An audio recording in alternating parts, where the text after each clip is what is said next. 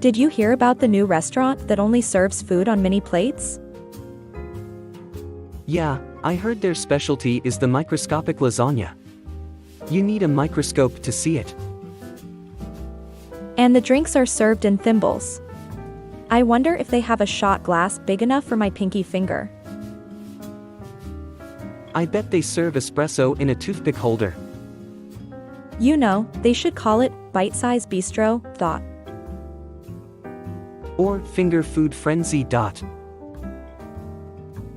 I heard their waiters wear magnifying glasses on their heads so they can see the tiny portions. And they use tweezers to serve the food. I hope they don't sneeze while they're plating my meal. Well, I'm sure they have a strict no boogers policy. I hope so, because I don't want any extra toppings on my appetizers. You know what they say, good things come in small packages. But in this case, it might just be a little too small. Yeah, I don't think I'll be satisfied until I've eaten at least 20 mini plates. Maybe we should just go to a normal restaurant. Agreed, let's go somewhere we can get a decent-sized meal. Maybe we can even share a giant pizza and pretend we're in an eating competition. Oh man, that sounds amazing. I can't wait to stuff my face until I can barely move. That's the spirit. Who needs tiny plates when you can have a feast fit for a king? Exactly. I think I'm going to order the biggest burger they have just to make a statement. Don't forget the side of loaded fries. We're going all out tonight. You got it. No more miniature food for us, it's time to live large. Did you hear about the new pizza place that uses only toppings that start with the letter B? Oh no, not another gimmicky restaurant idea.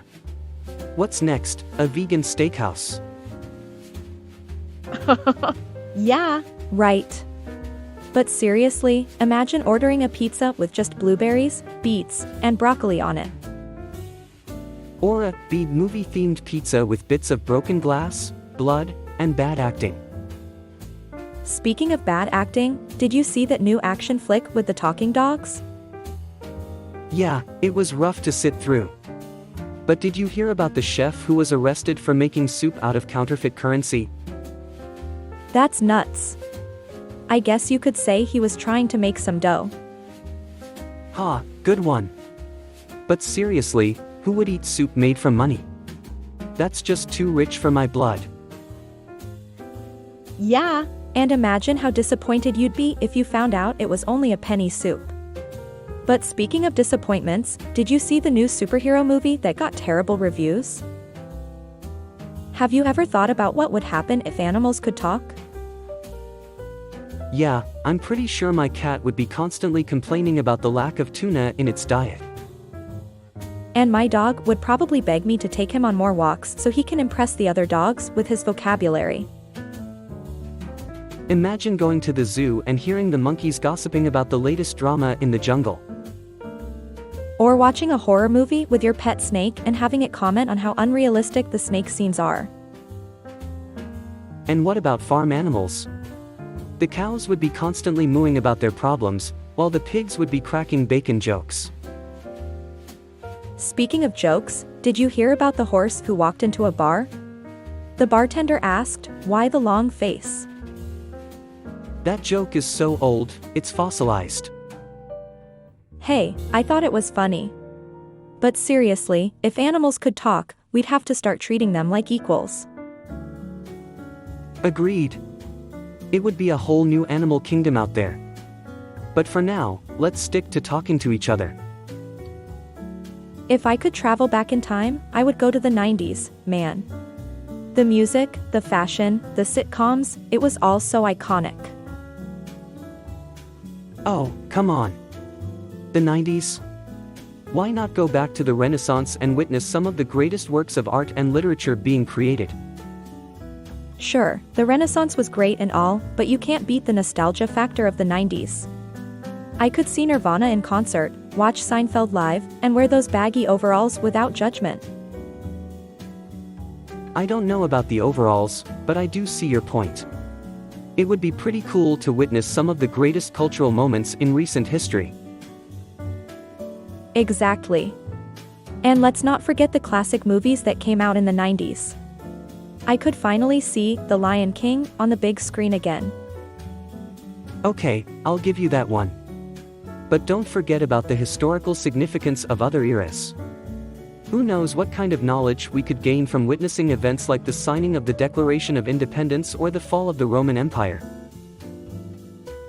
Okay, you've convinced me. Maybe I'll change my answer to the 1700s. But I'm still wearing those overalls.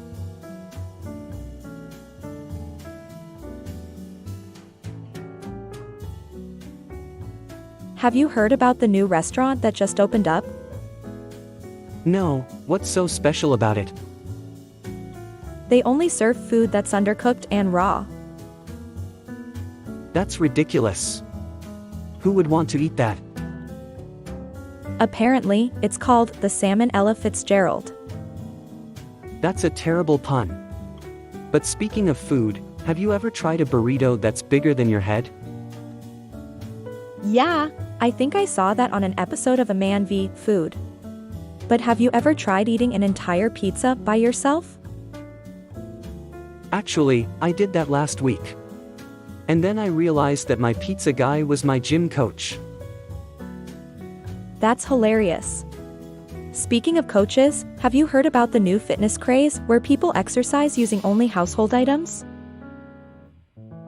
No, that sounds absurd. Yeah, it's called furniture workout. I heard some people are even using their refrigerators as weights. That's too funny. But have you ever had a dream where you're being chased by a giant piece of cheese? No, but I did have a nightmare once where I was being attacked by a pack of angry, rampaging emojis. That's too much. But speaking of nightmares, did you hear about the guy who fell asleep at the beach and woke up with a sunburned face that looked like a map of the world? No way. That's hilarious. I guess he should have put on some Glob Block sunscreen. Glob Block, that's a good one.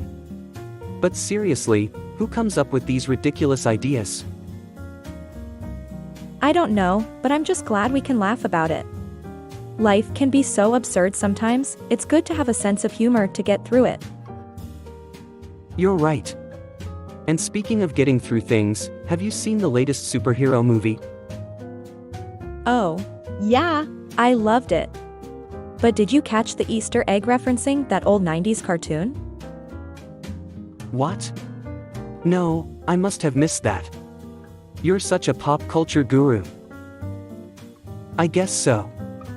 Thanks for always brightening my day with your absurd humor.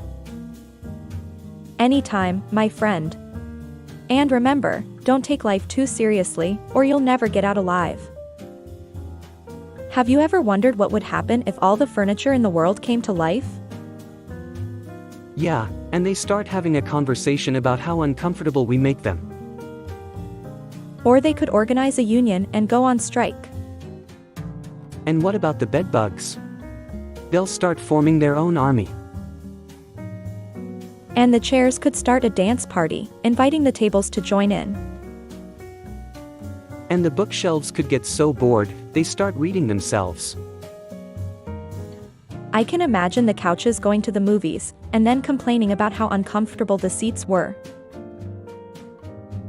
And the lamps could become the judges of an American Idol-style singing competition between the appliances. What if the toilet starts talking and reveals all of our dirty secrets? Well, that would be a real commodine see. Ha!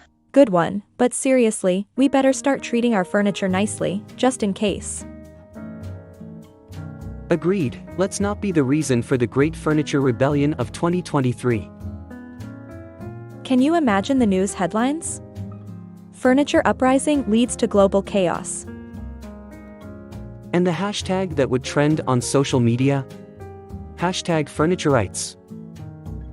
We better start giving our furniture a little more respect, or we might find ourselves sleeping on the floor.